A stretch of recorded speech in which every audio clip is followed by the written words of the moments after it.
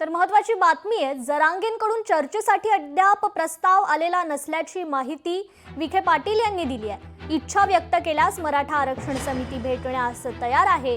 उपसमिती अध्यक्ष राधाकृष्ण विखे पाटील यांनी हे वक्तव्य केलंय। जरांगे पाटलांच्या मागण्यांसाठी सरकार सकारात्मक आहे, न्यायमूर्तींना अभ्यासासाठी वेळ द्यायला हवा असं देखील विखे पाटील म्हणाले।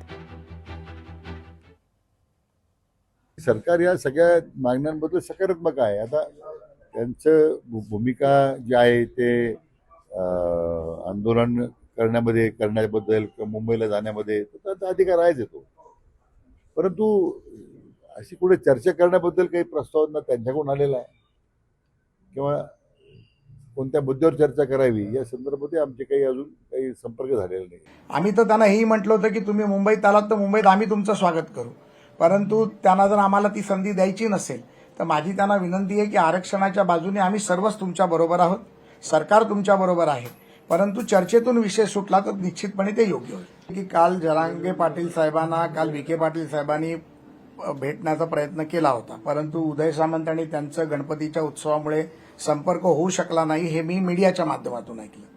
मी आज सकाळी देखील विखे पाटील साहेबांना फोन लावण्याचा प्रयत्न केला, परंतु त्यांचा फोन लागला नाही, पण निश्चितपणे त्यांचा फोन येईल।